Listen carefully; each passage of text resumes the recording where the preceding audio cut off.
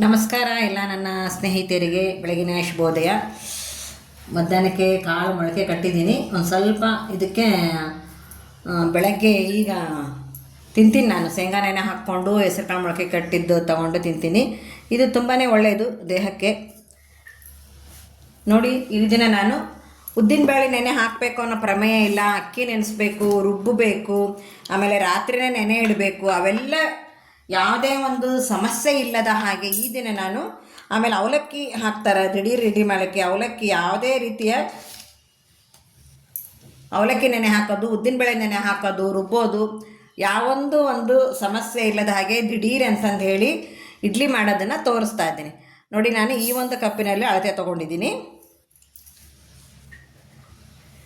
ಇದು ರವೆ, ಇದು ಉಪ್ಪಿಟ್ಟಿನ ರವೆ. ಇದನ್ನ ಒಂದು ಸಲ ವಾಶ್ ಮಾಡ್ಕೊಂಬಂದ್ಬಿಡ್ತೀನಿ. ವಾಶ್ ಮಾಡ್ಕೊಂಬಂದಿದ್ದೀನಿ. ನೆಕ್ಸ್ಟ್ ಪ್ರೊಸೀಜರ್ ಏನಪ್ಪ ಅಂತಂದರೆ,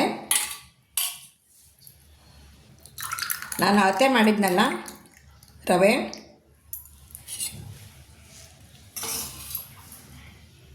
ಅದೇ ಕಪ್ನಲ್ಲಿ ಮೊಸರು ಹಾಕ್ತಾಯಿದ್ದೀನಿ. ನೋಡಿ,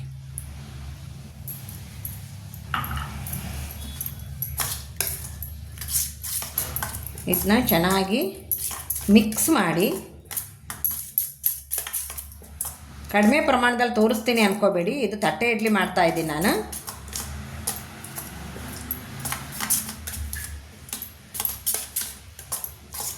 ನೋಡಿ, ಈ ರೀತಿ ನೀವು ಕಲಸಿ ಈಗ ಇದನ್ನು ಒಂದು 10 ನಿಮಿಷ ನೆನೆಗೆ ಬಿಟ್ಬಿಡೋಣ.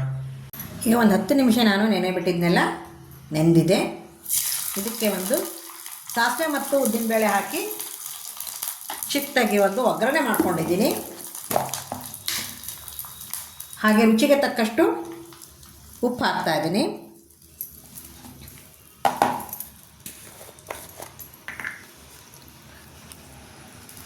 ಒಂದು ಚಿಟಿಕೆ ಸೋಡಾ. ನೋಡಿ, ಉದ್ದಿನಬೇಳೆ ಬೇಡ, ಅವಲಕ್ಕಿ ನೆನೆ ಹಾಕಿ ರುಬ್ಬಬೇಕು ಅನ್ನೋದು ಅವಶ್ಯಕತೆ ಇಲ್ಲ.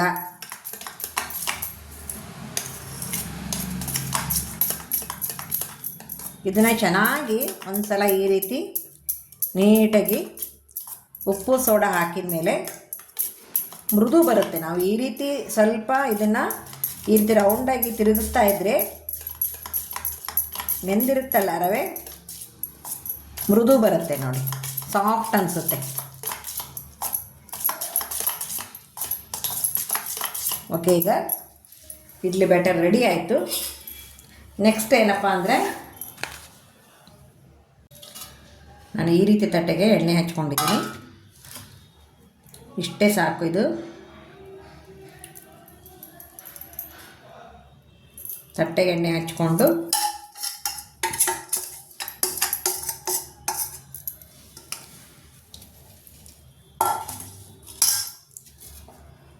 ನೋಡಿ ಎಷ್ಟು ಚೆಂದ ಕಾಣಿಸುತ್ತೆ ಅಲ್ವಾ. ಇದನ್ನೀಗ ಇಡ್ಲಿ ಪಾತ್ರೆಯಲ್ಲಿ ಇಟ್ಬಿಡ್ತೀನಿ.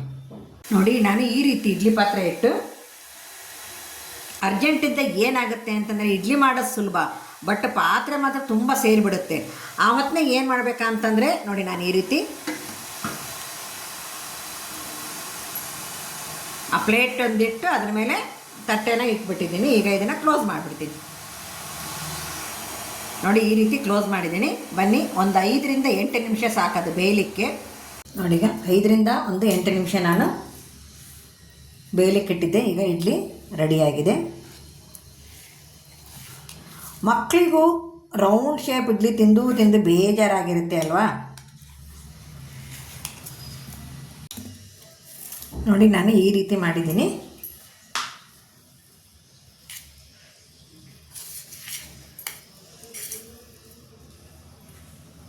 ಸರಿಗೆ ರೆಡಿಯಾದಂತಹ ಉದ್ದಿನಬೇಳೆ, ಅವಲಕ್ಕಿ ಯಾವುದನ್ನೂ ಬಳಸದೆ ಮಾಡುವಂತಹ ತಟ್ಟೆ ಇಡ್ಲಿ. ತಟ್ಟೆ ಇಡ್ಲಿನೇ ಮಾಡಿಕೊಂಡ್ರೆ ತುಂಬ ರುಚಿಯಾಗಿರುತ್ತೆ.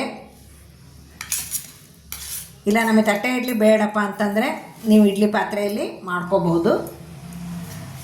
ಸ್ನೇಹಿತರೆ, ಈಗಿನ ಜಮಾನದಲ್ಲಿ ನಾವು ಧಾವಂತ ಅರ್ಜೆಂಟ್ ಆಗಿಬಿಡ್ಬೇಕು, ಎಲ್ಲ ಕೆಲಸನೂ ದಿಢೀರಂತೆ ಆಗಿಬಿಡ್ಬೇಕು ಅಂದ್ಕೊತೀವಲ್ಲ. ಈಗ ಇಡ್ಲಿ ಮಾಡೋದು ಅಷ್ಟೇ, ಎಷ್ಟು ಬೇಗ ಆಯಿತು ನೋಡಿ. ಒಂದು 10 ರಿಂದ 15 ನಿಮಿಷ ಟೈಮ್ ಇತ್ತಪ್ಪ ಅಂತಂದರೆ ದಿಢೀರ್ ಇಡ್ಲಿ ರೆಡಿ ಆಗಿಬಿಡುತ್ತೆ.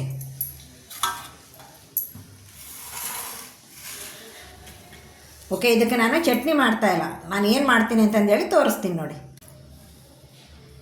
ನಾನು ಮಸಾಲೆ ಖಾರ ತೊಗೊಂಡಿದ್ದೀನಿ, ಮನೆಯಲ್ಲೇ ಮಾಡ್ತಕ್ಕಂಥದ್ದು. ಕೊತ್ತಂಬರಿ, ಬೆಲ್ಲ, ಹಾಗೆ ಬೆಳ್ಳುಳ್ಳಿ, ಜೀರಿಗೆ, ಒಣ ಕೊಬ್ಬರಿ, ಧನಿಯಾ ಎಲ್ಲ ಪೌಡ್ರ್ ಉಪಯೋಗಿಸಿ ನಾನು ಮಸಾಲೆ ಖಾರ ಮಾಡಿಟ್ಕೊಂಡಿರ್ತೀನಿ. ಹಾಗೆ ಸ್ವಲ್ಪ ಗುರಾಳ್ ಪುಡಿ, ಹುಚ್ಚೆಳ್ಳು ಪುಡಿ ಅಂತಿರಲ್ಲ ಅದು, ಆಮೇಲೆ ಹುರಿಗಡಲೆ ಹಿಟ್ಟು ನೋಡಿ. ಇದನ್ನೆಲ್ಲ ಹಾಕಿ, ನೀವು ತುಪ್ಪ ಬೇಕಾದರೆ ತುಪ್ಪ ಹಾಕ್ಕೊಳ್ಳಿ, ಎಣ್ಣೆ ಬೇಕಾದ್ರೆ ಎಣ್ಣೆ ಹಾಕ್ಕೊಳ್ಳಿ. ನಾನು ಈ ದಿನ ತುಪ್ಪ ಹಾಕ್ತಾಯಿದ್ದೀನಿ. ತುಪ್ಪ ಯಾಕಪ್ಪ ಹಾಕ್ತೆ ಅಂತಂದರೆ ಇದು ಡೈಜೆಷನ್ಗೂ ಸಹ ಒಳ್ಳೆಯದು ನೋಡಿ. ತುಪ್ಪ ತಿಂದರೆ ನಾವು ದಪ್ಪ ಆಗ್ತೀವಿ ಅಂದ್ಕೊತೀವಿ, ಬಟ್ಟು ದಪ್ಪ ಆಗೋ ಪ್ರಶ್ನೆ ಬರಲ್ಲಿಲ್ಲಿ. ಡೈಜೆಷನ್ ಆಗುತ್ತೆ, ನಾವು ತಿಂದ ಆಹಾರ ಜೀರ್ಣ ಆಗುತ್ತೆ, ಜೀರ್ಣಕ್ರಿಯೆ ಹೆಚ್ಚುತ್ತೆ. ಇಡ್ಲಿಗೆ ಬರೀ ಚಟ್ನಿ, ಸಾಂಬಾರು, ಸಾಗು ತಿಂದು ತಿಂದು ಬೇಜಾರಾದಾಗ ನಾವು ಈ ರೀತಿ ಮಾಡ್ಕೊತೀವಿ.